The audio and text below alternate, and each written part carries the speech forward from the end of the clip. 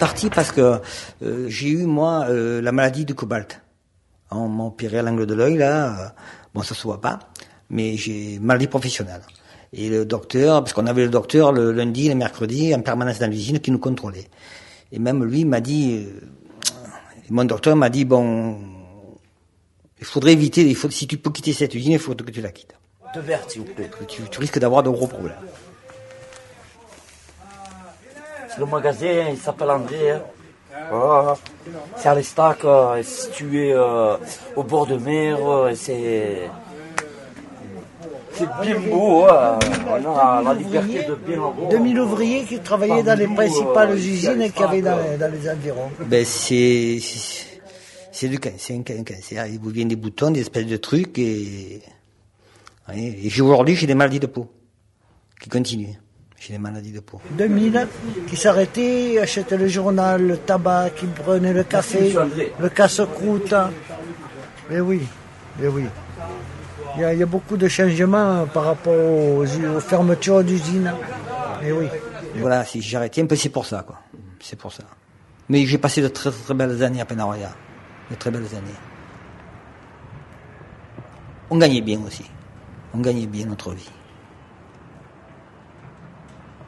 C'est vrai, j'ai passé de bonnes années. C'était bien. Et paraît-il qu'on avait, mondialement, c'était l'Estac, c'était le meilleur arsenic, mondialement. Parce qu'il était en farine, il était très fin. Il a un poste qui a 50 ans, mais il a une sonorité magnifique. Et on écoute les informations, et après on commente les infos, tout ça. Toutes les heures, on allume le poste. Mais allumez-le. Propriété. Je t'assure qu'entre nous, c'est strictement professionnel. Venez découvrir les nouveaux moteurs 136. Je m'en sors parce que je suis, je vis sur mes réserves. Mais autrement, quand je reçois les allocations, la retraite, tout ça, ça m'effraie, quoi. Moi, je suis là depuis 1949. C'est la cave André ici. La cave André à la Stack-Plage. Mais vous savez, il y a une chose qui est primordiale. On est nostalgique du passé. On est clients, moi. Oh, vous me laissez parler, vous.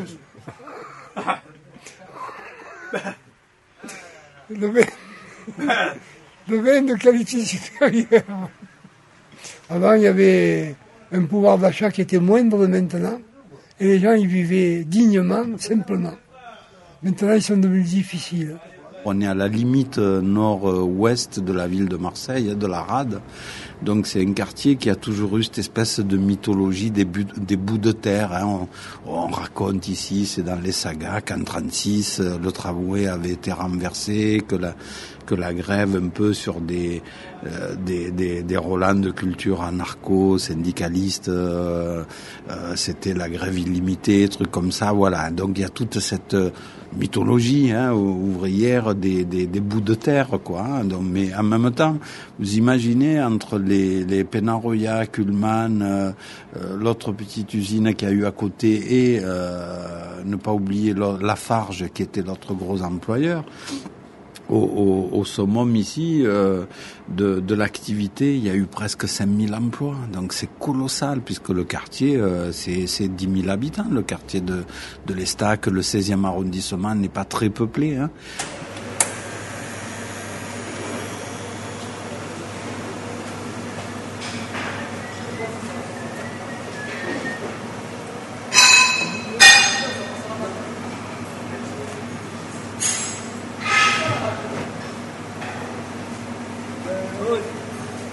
Dis quelque chose. Ça y est, on a fini. On a fini. On range. Du cobalt, je ne peux pas vous dire exactement, mais bon, du plomb, tous les anciens qui ont travaillé au plomb sont morts. Moi, tous les pères de mes collègues, le 3/4, ils sont morts. Je ne connais plus un qui vivant qui ont travaillé au plomb. Hein. L'arsenic, c'est différent, l'arsenic. L'arsenic, bon, si on faisait attention, on n'en meurt pas de l'arsenic. Ouais, bon, ça peut laisser des petites séquelles, oui, mais... Il n'y a pas de radioactivité sur nous. La prévention, oui.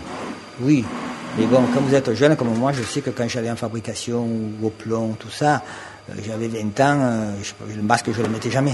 C'est vrai. Puis On nous donnait, c'est quoi on nous donnait. Bon, puis en plus c'était des masques qui étaient dérisoires. C'est des masques, c'est une feuille d'aluminium perforée avec deux gaz, vous voyez. Et ça arrêtait quoi? On se pose la question.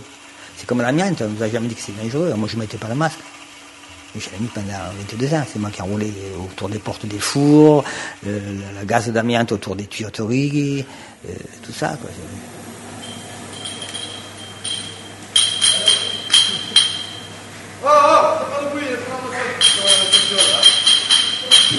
Le monsieur qui habitait là, monsieur Conzani, il est mort d'un cancer aux intestins. Ma cousine Juliette qui habitait au-dessus, elle, c'est pareil, c'est les reins et les intestins. Là-bas, non, il s'est suicidé. Dessous, il y avait monsieur Santoni, c'était à la gorge, il ne parlait plus. Là-bas, au bout, il y en avait un, il est à 43 ans, il est mort. Monsieur Sissia, il est mort. À côté, monsieur Caramani, il est mort d'un cancer aussi. Monsieur Lanzilli, le mari de la dame avec qui vous parlez, il est mort d'un cancer à la gorge, à l'estomac. Il y avait le fils du voisin, là, Fernand Jaldini. Il est mort d'un cancer aussi, lui aussi. Et il travaillait dans Kuhlmann. Ça se communiquait. Kuhlmann, c'était les produits chimiques, les gaz et tout.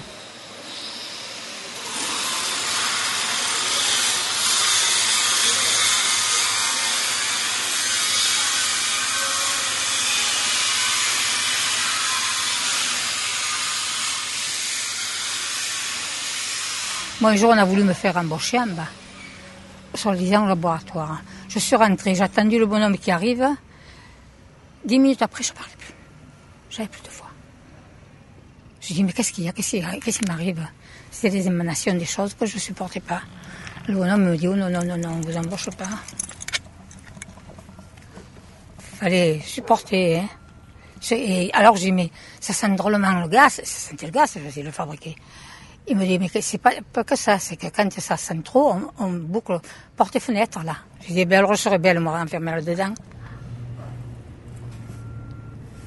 Cette usine nourricière était à la fois du poison, hein, à la fois une usine de mort pour beaucoup de gens, quoi, de maladies, ils vieillissent pas beaucoup, hein, et la retraite, ils y ont cotisé, ça ne profite pas beaucoup. Germaine, 83 ans passés. Ils ont profité de la retraite 4-5 ans, quoi. 4-5 ans.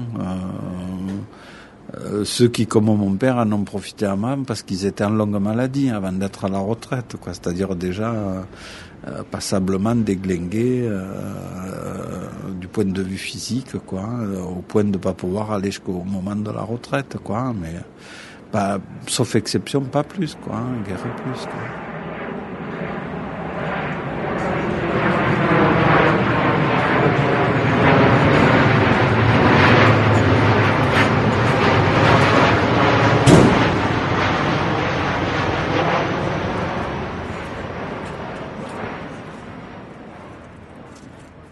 Alors, les alertes, moi je n'ai un souvenir d'enfance, c'est qu'on avait les alertes traditionnelles à l'école avec les sirènes autour des écoles classiques où on essayait le premier jeudi de chaque mois, etc., etc.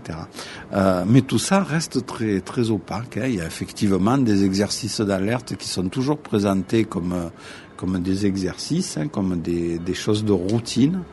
Et moi, c'est avec assez d'effarement qu'un jour j'ai appris, parce que j'ai été engagé, j'étais parent d'élèves quand mes gamins étaient à la maternelle de la Falaise, que le site relevait des directives Seveso et qu'il devait y avoir un lieu de confinement dans l'école en cas d'accident chimique grave. Et que effectivement il y avait des directives au niveau des écoles, mais que la réalité de l'existence de ces lieux de confinement, elle est très largement absente. Hein, assez bout de ficelle. Hein, en réalité, c'est mettre des rideaux, fermer les fenêtres et mettre du scotch autour des fenêtres. Je trouve pas ça très sérieux, quoi.